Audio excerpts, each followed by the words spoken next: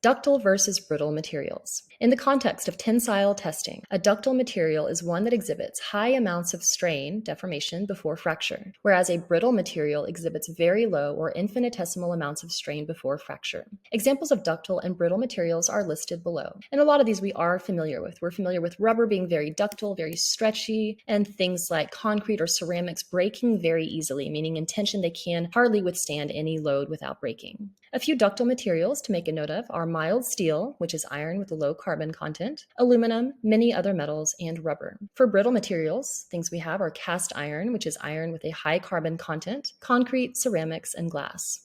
There are two ways to measure the ductility of a material. We can measure that using percent elongation. Percent elongation is essentially the normal strain, which would be the displacement or the elongation divided by the original length expressed as a percent, or percent reduction in cross-sectional area. So on top, the change in the cross-sectional area over the original area expressed as a percentage. For reference, mild steel typically has 38% elongation and 60% reduction in cross-sectional area at fracture. And most of that deformation occurs very close to the point of fracture. It doesn't happen very early in the test. Let's now take a look at stress-strain diagrams of various other materials besides mild steel. Aluminum alloy is a ductile metal, and here is a part of its stress-strain diagram. Aluminum exhibits an initial linear region of the stress-strain curve, but does not have a well-defined yield point, whereas mild steel has that yielding plateau. It's very obvious when it has yielded. Thus, engineers often use the 0.2% offset method to determine the yield stress of aluminum or some other metal or material that behaves like this.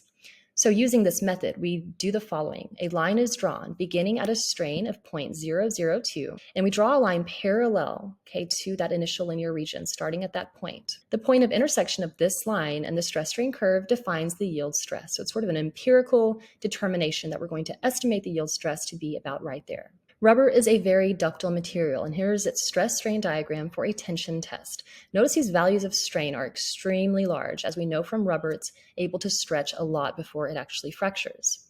So rubber does in fact exhibit extremely high values of normal strain prior to fracture.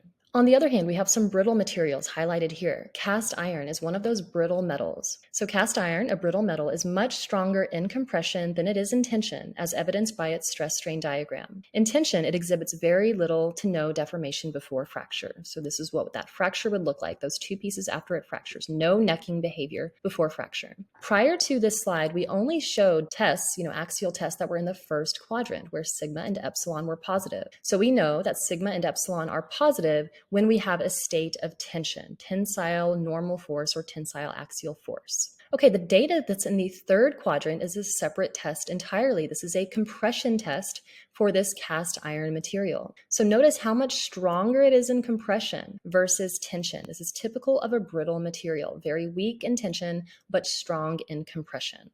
Concrete is a brittle material consisting of a hardened combination of cement, water, fine aggregate or sand, and coarse aggregate or rocks. Okay, here's another stress-strain diagram, but we're actually showing two different tests, the tension test here and the compression test here. In the compression test, the values of sigma and epsilon are negative. So like cast iron, concrete is a brittle material that is stronger in compression than in tension. And for this reason, concrete is often reinforced with steel bars, which are strong in tension. So that's why we use a lot of reinforced concrete. Reinforced concrete consists of concrete with metal bars, steel bars going through the concrete, so that we can have advantages of both materials. Concrete's very strong in compression, so it will do very well in compression.